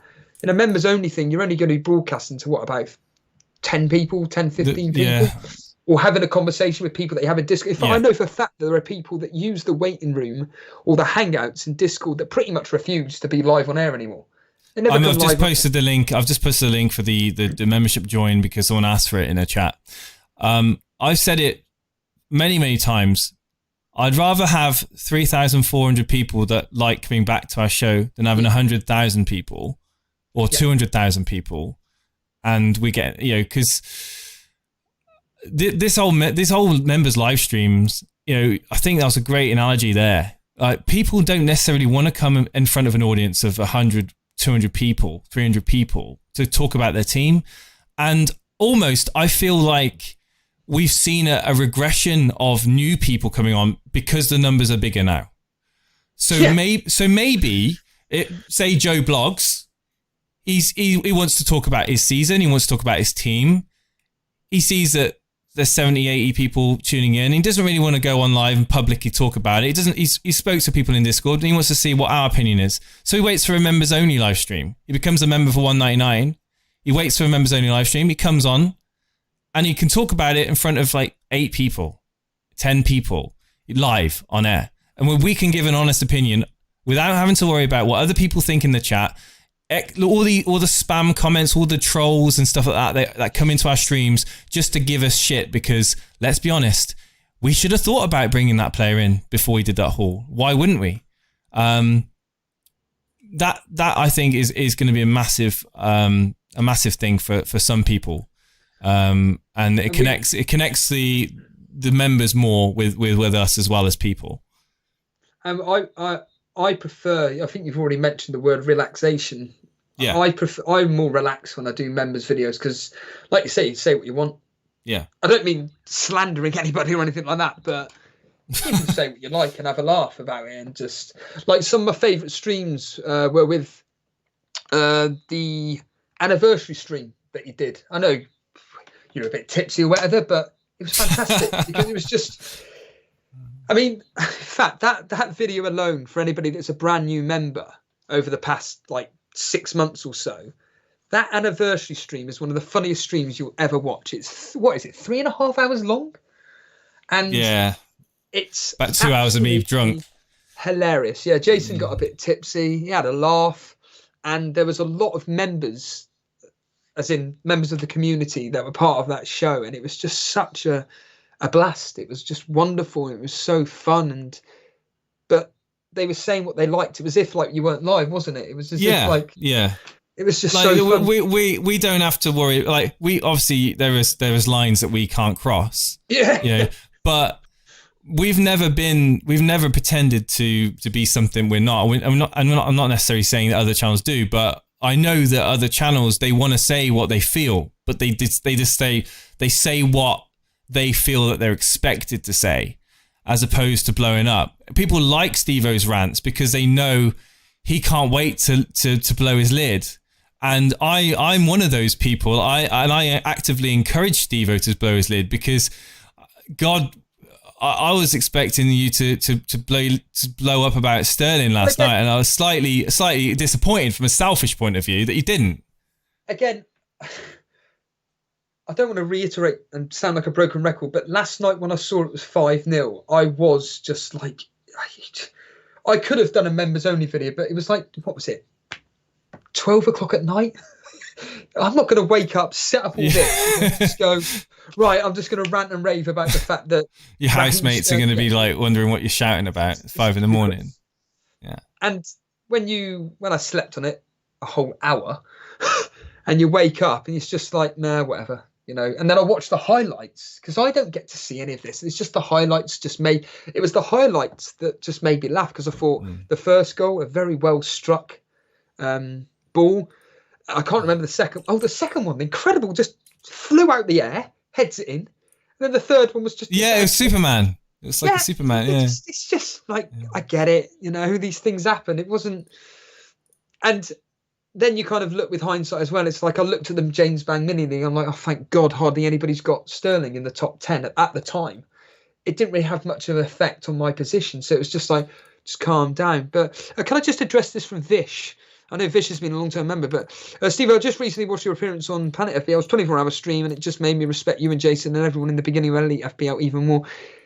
Yeah, I mean, I don't want to keep banging on about this, but in fact, I'll just plug that. If you want to know the history really of Elite FPL, just go on to Planet FPL's 24-hour stream. It's part 2, about the hour mark I go on, but just to break it down simply, I've been doing this for 10 years. I created my own fantasy football game. Then I just decided I was offered to do this for free. You did it manually from newspapers, though. Yes, I did. Old school. Old school, man. It was virtual FPL, but with pieces of paper and emails, and did all that. And then Pete Andrews, he told me, oh, you should do this free game. Fair enough. Started doing all reports and everything on Facebook on a private channel. And then essentially I just saw some of Dan's videos that he was doing for his own personal business. And I thought, videos kind of engage me. I've kind of got into podcasts. They interest me. And let's just do videos for the Facebook channel. Nobody was watching them apart from a couple of people, including you, Jason. And then you just decided to jump on board. I asked the one simple question, Jason, would it be easier just to upload to YouTube? And you went, well, it would be even easier. It would be live, wouldn't it? Yeah, doing it live. Why upload it? You're spending like 20 days to upload a video. So, I mean, the literally people don't understand how. I think a lot of the new people here don't understand how like new we are to YouTube. Like, some people must be like, "Oh, you've been doing this for years," but we're babies when it comes to like some of the powerhouses on YouTube with their content. So yeah, we're very very humble and in terms of appreciative of the support that we've got from you guys, and we don't ever take it for granted. We never want to stay treading water. We always want to go to a new frontier when it comes to FPL stuff. And you can bet your bottom dollar that nothing's changing for anyone that doesn't want to become a member at all. You won't even notice the difference. But for people that do want to commit to become a member, you will notice that we will put in a lot more effort than what we have done over the last few months. Especially for you've been doing videos. And let me clarify. So the $1.99 will give you access to the live streams. The next tier up is, I believe it is $4.99. That will give you access to all members' videos that are posted, and we do go through stages of posting quite a few members' videos. Whether that's me out on my motorbike, whether that's Steve-O ranting, or whether it's just basically an extra recording after a normal live stream's done. There is just going to be more content for you guys. That's what I'm promising you, and it's just gonna make you more satisfied as members. Because I know members are screaming right now saying we don't become members because we expect anything from you, some people just become members because they want to have a badge next to their name and have some extra emotes, and that's cool. That's cool. But we just feel that we need to put more back into to you guys. And there we are. You do the honours. Kevin Meyer has done it. Has he? Sorry, I heard the noise. I heard the noise. Kevin, thank you ever so much for becoming a member of our coveted membership. Now I literally we can't go off air. We've got to stay on. Talking about that, we've say again. And Anurag is saying, I was always planning on joining for next season. The members obviously just couldn't this passage due to personal circumstances. If we join now, the members league is for next season, right? Yeah. Anything. So we will look at the members league as purely being an entry from the start of the season. It'll be like, so for this season, you're entered in. If you join as a member now, essentially you can't join the members league until next season. That's essentially what it is. I really took a long time to explain that, didn't I? Jeez. Partan asking, or Parfan asking, are you guys covering the Bournemouth Leicester game? I mean, I'm not. I don't know if you are, Jason. No, I would love to. I would love to, but it was Hayley's birthday yesterday, and we've got her a big present which she's about to unwrap. So I'm gonna go out with her BIKE, just in case she's listening in. And it helps as well. To be fair, shout out, so patronising to Booner as well. Thank you for the streams that he's been doing, Jason. The odd stream here or there covering Tottenham. The Q&A ones that he's been doing, and they've been ticking along, so that's been great. And there are plans. I mean, Firetog's there. There are plans regarding it's Block FPL versus Resi Desi, isn't it, in the final of the Champions League? Yeah. And I believe there could be potentially a special stream coming up about that, but I don't know. Yeah, so Llama spoke to me about it. I didn't know if he replied to me. So I'm gonna probably reach out to Llama because I know he wanted to do something with Firetog, and I don't want to step on their toes. And I want to say a big thank you to. I know he's listening in. I know he's in the chat, but I want to say a massive thank you to Boona, who's recently stepped up, becoming a host of a show of his own. Basically helping us bridge gaps where games are on, and when he wants to do a preview, me or Steve might be working. He's able to commit some time, and I want to say thank you. We never asked Boona to do that. He literally out of the blue just said he wanted to do some videos, and whether or not we were okay with that. He's been with us for pretty much since the start, so we trust him with everything. So yeah, and it was a great decision because he's been a great bit of fresh air in terms of content on the show. He's got a lot of friends on Twitter in the community, and I think it's great that he does it and inject more of those member videos.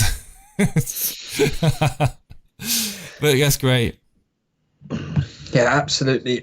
Jason, I think that calls it an afternoon. I think it does, mate. I think it does. And thank you ever so much for the guys that stuck with us through that game and enjoyed listening to our plans for the future. And I'll see you soon. That's a question. When will I be next live? Now, I want to do the Man United game tomorrow night. Man United Southampton. I'll be back tomorrow night for the Man United Southampton game. That's a big game. That's a big game, yeah. Thank you to Chris Yargo. Anurag's now become members. Thank you so much. Do appreciate it in all seriousness. So I don't want to keep going on about it. We are wanting to put a lot more effort into the members content because I think I'm probably going to enjoy it more, but that's because I can be more real, to be honest with you. But that's good. You're doing one tomorrow night. Yeah, I'm doing one tomorrow night, and it's free for everyone to watch before anyone says anything. Yeah. but might do a little one afterwards, a little video after, just to kind of summarize what my thoughts were without content ratings slapped on my face. Thank you ever so much, guys. It's been a pleasure, and we'll hopefully get some callers on for the tomorrow night's game as well. You guys are awesome, and thank you for your support. Cheers all. Wave, Steve. See you now. He's waving.